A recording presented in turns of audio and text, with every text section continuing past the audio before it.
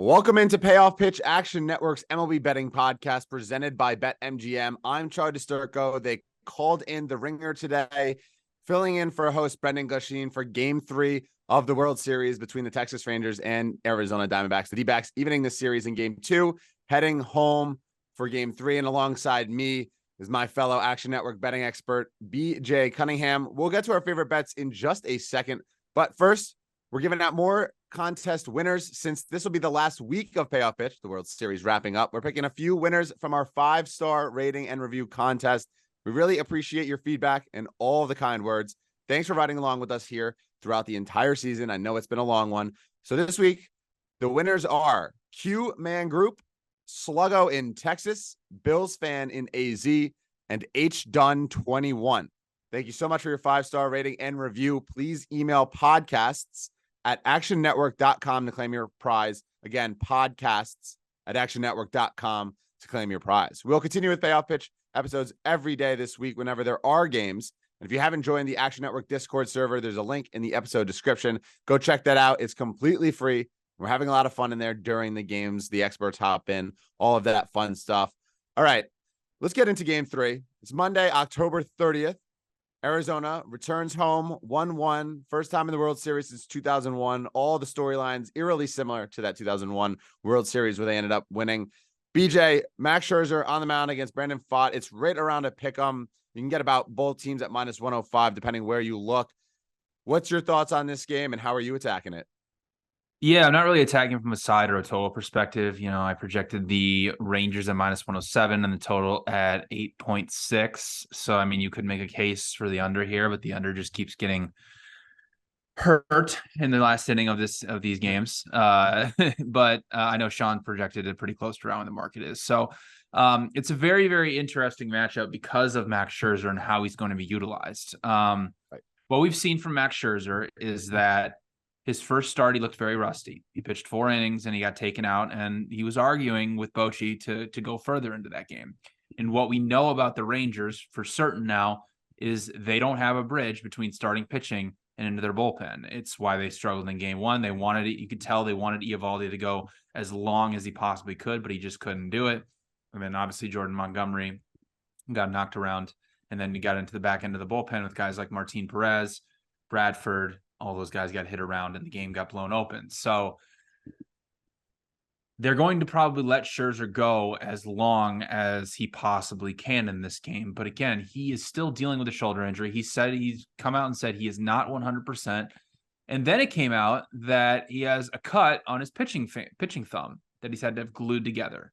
So this is just like a compounding of injuries for Scherzer, where it leads me to believe that things can go kind of wrong in this game. Now, the flip side of it, Brandon Pfaadt is probably not going to see the order the third time through. It's just how effective is he facing the order the first 2 times through. He shut down the Phillies in game 3 at home in Arizona. Can he repeat that type of performance here? And can Arizona set up their bullpen, obviously, with the day off? But bullpen usage is going to be very interesting because we have 3 games in a row here. So teams are not just going to be able to empty their bullpens willy-nilly and just hope for the best. The series obviously tied up at 1-1. It just comes down to who's going to be better in terms of the starting pitching matchup. Now, Fox pitched very, very well, but this Rangers lineup absolutely is one of the best lineups in baseball against fastballs and sweepers, which are basically the only 2 pitches that Fox throws. So for me in this game, the bet I'm going with, it's something I've been going at throughout this playoffs, and I don't feel as strongly about it as I did in his past few starts, but Scherzer under 14.5 outs. He's gone from his first start, he's 12.5 outs, to his second start, he was 13.5, which closed at 12.5. Now he's up to 14.5. Like I just mentioned, he's not 100%. He's got a cut on his pitching figure that has been glued together. And in terms of this matchup, he has looked, listen, the velocity's there, and I get that. And that's a good thing. He's throwing his fastball with good velocity in the zone, but he cannot control his off-speed pitches at all. So far in these playoffs, his first 2 starts, he can't locate at all. He's got 8. He's thrown his off-speed pitches 42 times against the Astros. Only 8 of them ended up in the zone. His changeup, his slider, and his curveball.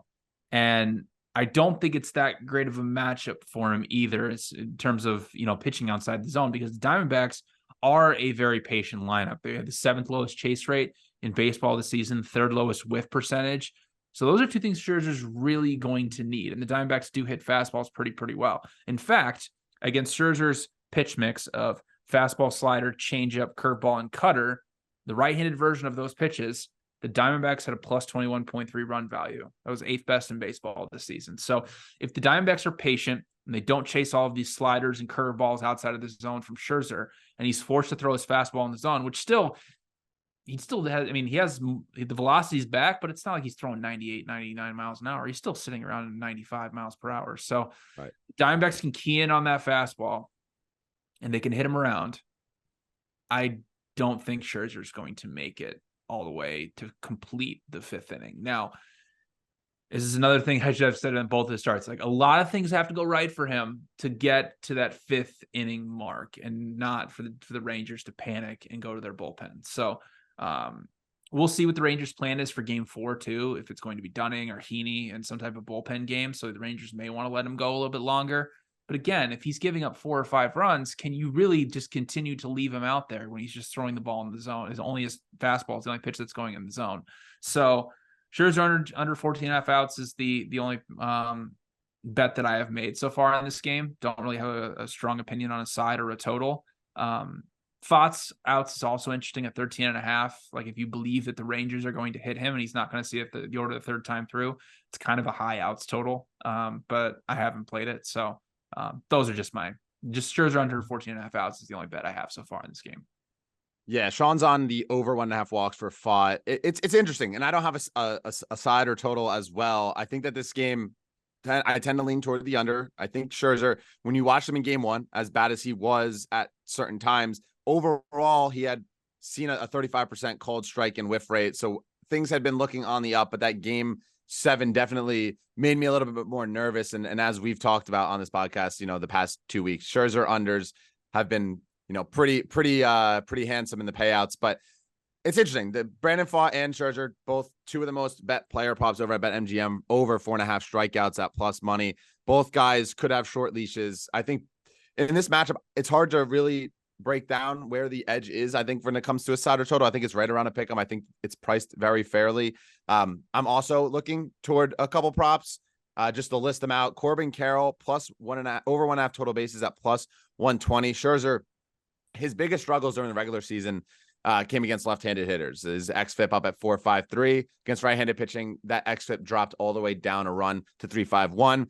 Corbin Carroll's the best hitter against right-handed pitching. And why I like him a lot too is it doesn't matter if you put in a lefty against him, he can hit the lefties as well. Maybe not for as much power, but he gets on base. And we saw that in game 7 against the NLCS, against the Phillies.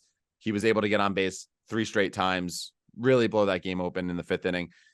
So with Scherzer, even with his velocity back, he's still lacking in the effectiveness, as you mentioned. 6 2/3, 7 runs, a lot of fly balls too. So I like Carroll here, over in 3 straight total bases wise, but just as 1 extra base hit in that span. But you look at his season long numbers, about a 50% extra base hit rate against right-handed pitching and a 922 OPS when you look at his splits and close it down. So like Carroll to do some damage if you're going to bet an Arizona Diamondback. And then on the flip side, Corey Seager to score a run, minus 115 might be my favorite bet of the entire game.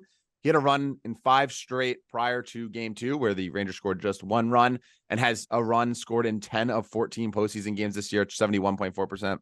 A lot of people at Action have been playing his walk prop, but this kind of gets a little bit of both in there. If he walks and gets pushed around the bases, and he comes around the score, you get that cash. And if not, he's an extra base monster. Home runs every other game, it feels like. So I like Corey Seager to score a run here. Brandon Pfaadt, I think the biggest thing that is, despite his improvements, he still gives up a lot of hard hits. He gives up a lot of barrels. And as Zerillo is pointing toward liking his walks, a lot of his strikeouts and swings and misses come out of the zone. And the Rangers, as you mentioned, they fare well against Pfaadt's pitch mix and are not a big chasing team. So the last one, just quickly, Evan full count Carter to walk plus 125. Had to walk in 4 straight to start the postseason. This rookie is incredible, has one of the best eyes that I've seen. I think that he is going to work the count. I think pitchers might even pitch around him if they have, 2 outs and a man on second and Adolis coming up. Because despite how heavily and how dominant Adolis has been, he also is the biggest swing and miss guy and chases a lot out of the zone. So I like those three props. Carter plus 125 to walk. Corbin Carroll plus 120 over 1.5 total bases. Corey Seager to score a run minus 115. No sides, no totals play for this, but be sure to follow us, Anthony DeBundo as well, Tanner McGrath inside the Action Network app. All of us have our plays logged there. So in case any of us add some late plays, in case Anthony, who will be, also logging some plays over the course of the day, you can get all his picks there. So that's it. Game 3 between Texas and Arizona happens tonight, Monday, October 30th. We'll be back tomorrow on the Payoff Pitch podcast on Halloween, October 31st, to break down Game 4. We'll let you know if that's a bullpen game and whatnot. Expected to be a bullpen game from Arizona, and most likely 2 to 3 starters from Texas. Maybe John Gray gets an appearance there. But thanks again for listening. Be sure to rate and review our podcast. We really appreciate the 5-star ratings. This has been Payoff Pitch, Action Network's MLB sports betting podcast, baseball betting podcast, presented by BetMGM. Y'all have a great Monday.